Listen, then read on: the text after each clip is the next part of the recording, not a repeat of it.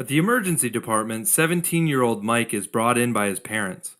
He has a fever, headache, and photophobia. On clinical examination, Mike has neck stiffness, and Kiernig and Brzezinski signs are positive.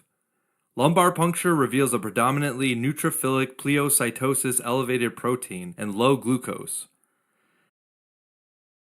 Next to Mike is 27-year-old Helen, who came in with a fever, headache, and confusion for the past 72 hours.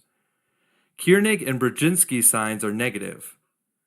Head CT reveals patchy temporal lobe enhancements. Finally, there's 60-year-old Lucia, who is brought in by her family because of a seizure. She also complains of headache and has a mild fever.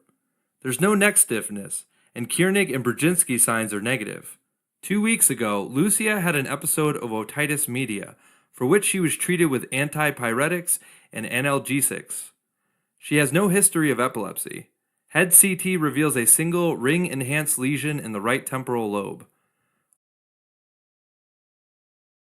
Okay, so all three people suffer from a central nervous system infection.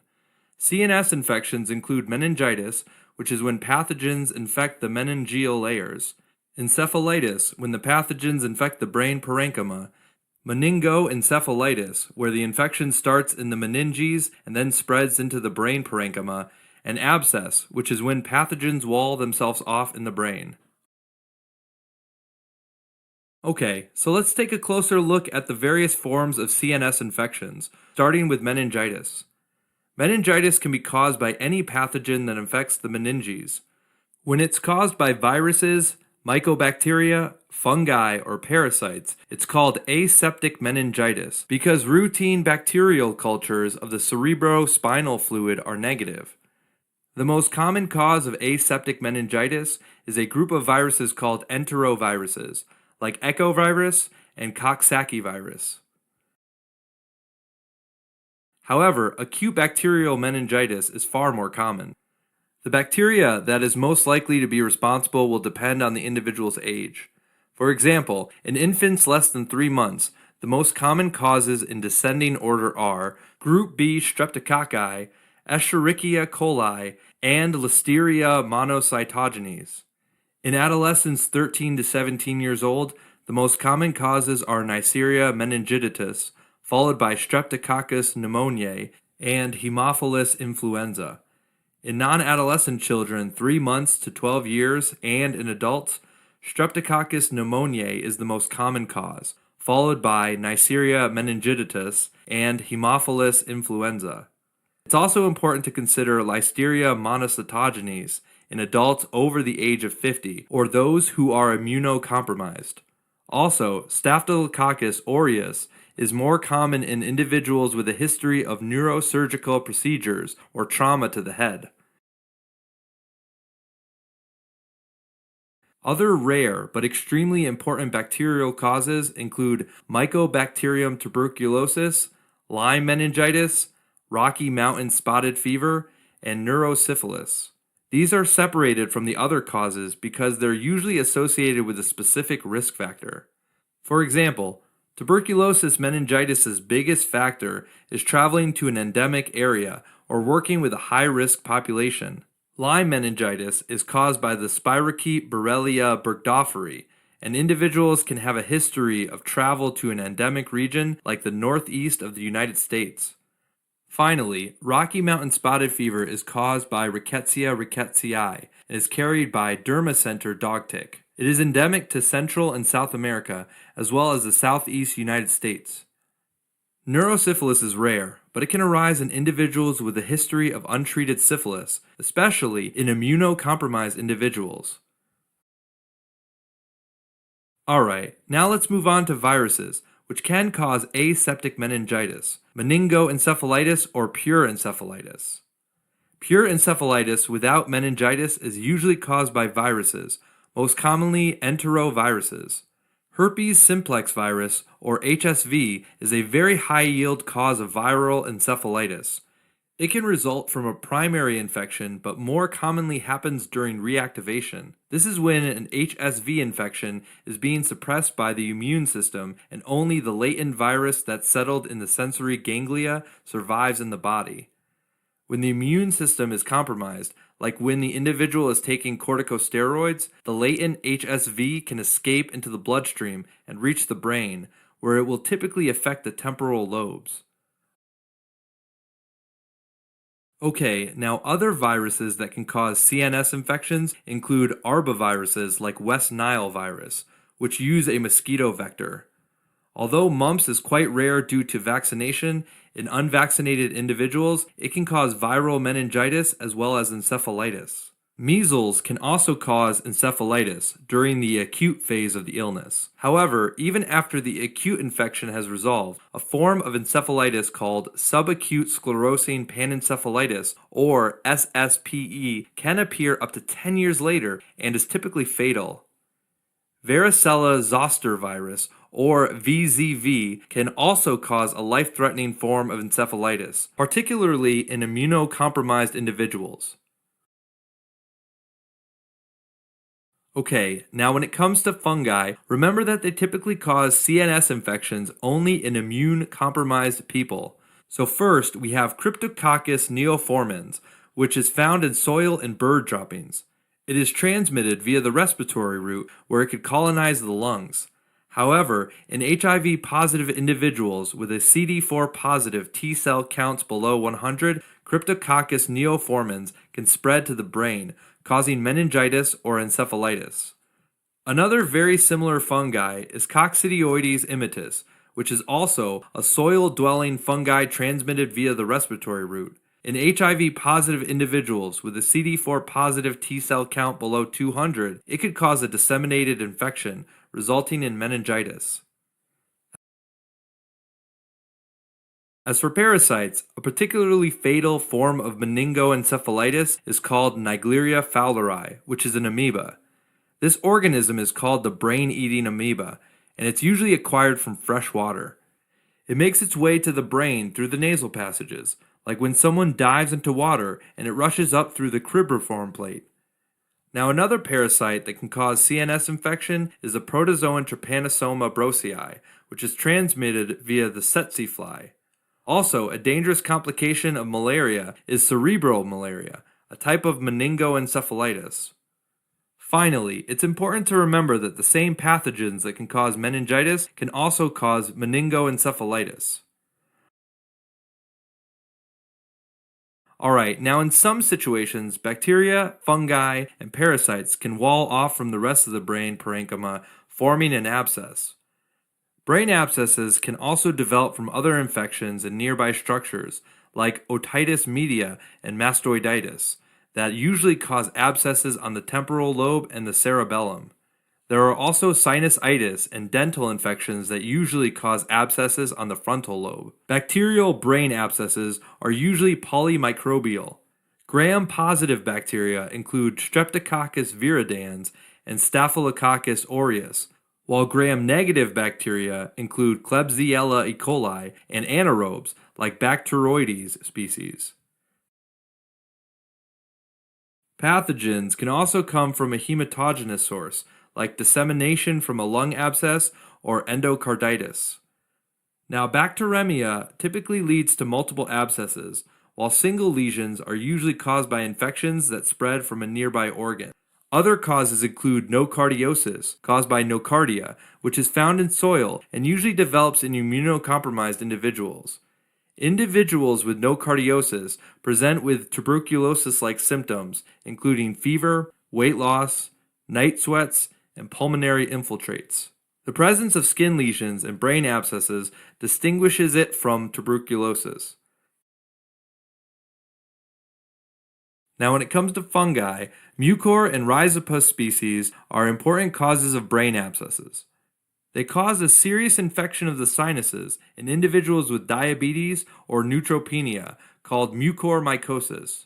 From the sinuses, fungi can spread to the surrounding blood vessels and bones and enter the brain, causing a brain abscess of the frontal lobe. As for parasites, the tapeworm Taenia solium can cause neurocysticercosis, especially in those who have been exposed to contaminated pork.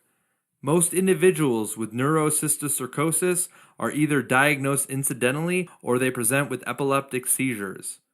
Uniquely, in HIV infected individuals with a CD4 positive T cell count of less than 100, Toxoplasma gondii can cause multiple brain abscesses. All right, now all forms of meningitis present with a triad of fever, neck rigidity or resistance to flexion of the head, and headache. Other common symptoms include photophobia, nausea, and vomiting. Helpful signs include the Kiernig and Brzezinski signs. To elicit the Kiernig sign, place the individual in a supine position, flex the hip to 90 degrees, and attempt to extend the knee.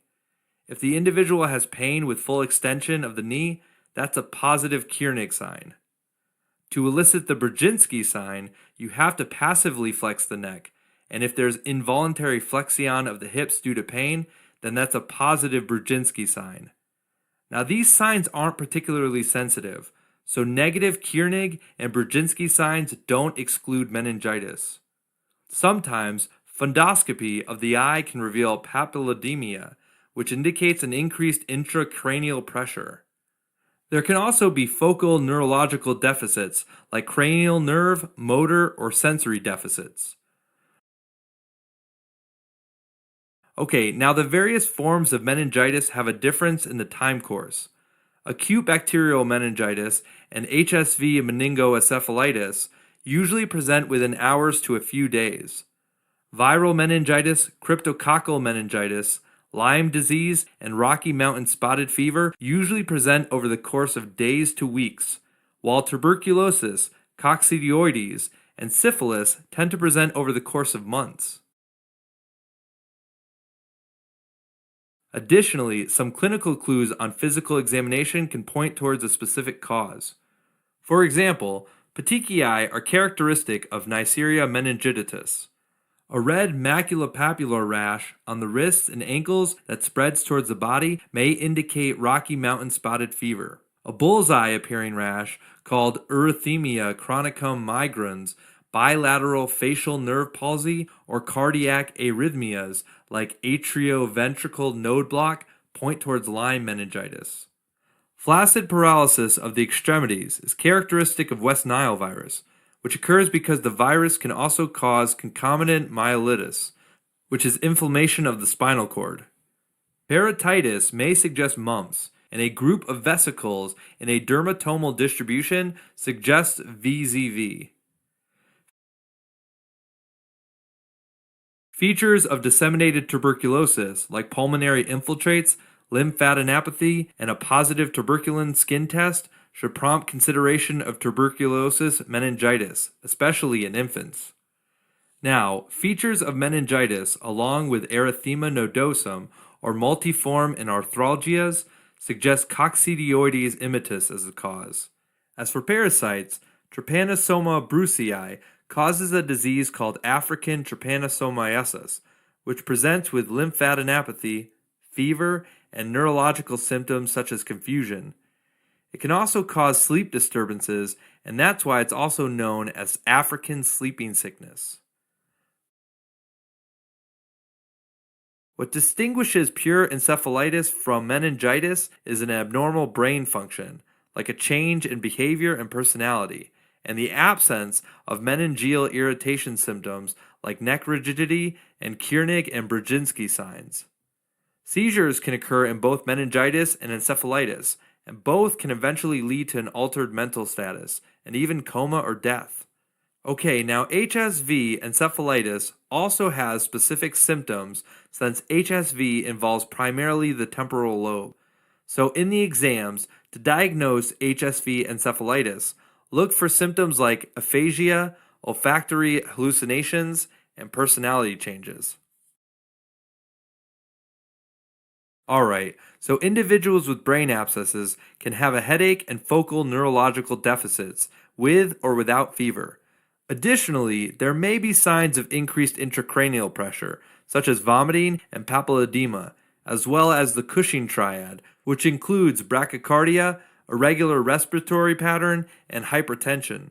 Mucormycosis can present with pain in the face and eschars, with black necrotic tissue. Okay, now let's switch gears and talk about diagnosis and treatment. When meningitis or encephalitis is suspected, the key diagnostic procedure is a lumbar puncture to obtain a CSF sample. However, before that, it's important to know the contraindications. First, there's increased intracranial pressure because it could cause a fetal cerebral herniation. Look for signs like papilledema, but the best way to rule it out is with a CT to look for the CNS masses like abscesses or tumors. Also, this procedure is contraindicated in people with thrombocytopenia since there's a risk of uncontrolled bleeding. If there are no contraindications, lumbar puncture is done right away to obtain a cerebrospinal fluid sample for analysis and culture. If there are contraindications, get a blood sample for culture instead. Once this is done, the next step is to start IV dexamethasone and empiric antibiotics. We need to get the CSF sample first since antibiotics will decrease the yield on cultures. The logic behind giving IV dexamethasone before IV antibiotics is that it reduces the inflammatory responses that usually occurs when antibiotics destroy the bacteria. Steroids decrease mortality and the risk of complications like hearing loss, cranial nerve palsies, and seizures. If the individual has symptoms of encephalitis, such as confusion, change in personality, or drowsiness in an adult, or fussiness, lethargy, and a bulging fontanelle in an infant, then empiric intravenous acyclovir should be started to treat HSV encephalitis, especially if there's patchy temporal lobe enhancement on CT scan. It's important to do so in order to prevent permanent neurological defects, so treatment is started before the diagnosis is confirmed with PCR. After empiric treatment is started, we can now look at our CSF sample. A high yield concept is that the bacteria, viruses, and fungi cause different changes in the cerebrospinal fluid, and this can help you narrow down the pathogen. So, the first thing to know is that with meningitis, the opening pressure will be increased the most in bacterial meningitis. There's moderate or slight increase in fungal and tuberculosis infections, and normal or slightly increased pressure in most viral meningitis. If the cause of the infection is bacterial, a good indicator is dramatically increased white blood cell count with neutrophil predominance. Mild leukocytosis with a lymphocyte predominance is likely due to viral, tuberculosis, or fungal infections. Next, let's look at protein level.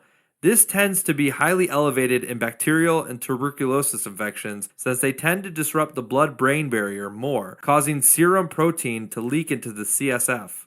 Fungal and viral infections cause a mild elevation or even normal protein level. For glucose level, bacteria, fungi, and tuberculosis cause a large decrease. This is because both the pathogens and the immune cells they attract use the glucose as an energy source. Since viruses don't metabolize glucose, the level is usually normal or slightly decreased. Next, we have the Gram stain. Gram-positive bacteria such as Streptococcus pneumoniae and Listeria monocytogenes stain purple, while Gram-negative bacteria such as Neisseria meningitis turn red or pink. Alright, now in bacterial meningitis, the Gram stain result can be done immediately, whereas the culture can take up to 5 days, although most pathogens grow within 48 hours. So if the culture is negative, then this effectively rules out acute bacterial meningitis. When it comes to viruses, tuberculosis, and fungi, specific tests will be needed since they won't show up on Gram stain. In tuberculosis meningitis, it's possible to detect the pathogens with an acid-fast stain. Since culture can take weeks, a TB PCR is preferred because it's faster and more sensitive. If cryptococcal meningitis is suspected, an India ink stain is obtained on the cerebrospinal fluid, which shows broad budding yeast and a thick fungal capsule that does not take up the stain. Also, a brain CT or MRI can reveal lesions that look like soap bubbles. However, the latex agglutination test that detects the cryptococcal capsular antigen is more sensitive and specific. In coccidioida meningitis, microscopic examination of the cerebrospinal fluid may reveal spherules that include coccidioides endospores. However, serum serology is the mainstay of diagnosis. As for the parasites, in Naegleria fowleri meningoencephalitis, CSF is obtained to look for amoebas, while in Trypanosoma brucei infection, trypanomastogotes can be found on the blood smear. To look for viral meningitis, PCR for HSV, enteroviruses, and in some cases VZV can be done. Also, the presence of red blood cells in the cerebrospinal fluid suggests herpes simplex encephalitis due to hemorrhagic destruction of the temporal lobes. Additionally, if West Nile virus is suspected, then a serology of the cerebrospinal fluid is obtained for the West Nile virus IgM antibody. In the right clinical context, PCR for other viruses like measles, mumps, or influenza may be obtained. Finally, since pure encephalitis is mainly caused by viruses, the same viral investigations sent for meningitis can also be sent here. Because of the high chance of increased intracranial pressure, a lumbar puncture is always contraindicated in an individual with a brain abscess. The first step is to get a head CT or MRI, which will show a brain abscess as a ring-enhancing lesion with central necrosis. The MRI is more sensitive than CT in detecting brain abscesses, but a CT is usually easier to obtain emergently. To diagnose and treat brain abscesses, a combination of surgical drainage and antibiotics are needed. The preferred method of drainage is stereotactic aspiration, which is a CT or MRI guided needle aspiration of the abscess.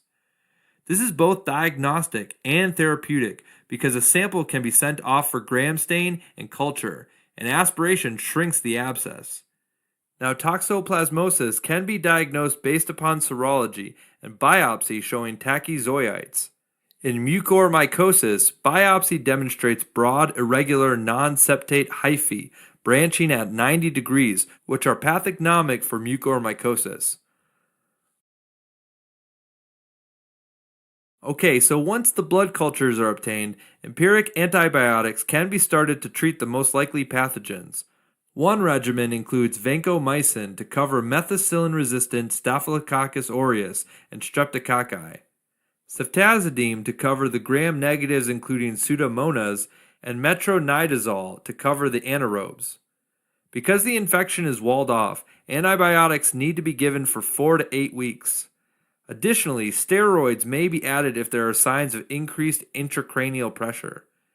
There are rarer causes that are not treated by empiric antibiotic therapy, such as nocardiosis, which is classically treated with trimethylprimsulfametoxazole, and neurocysticercosis, which is most often treated with albendazole.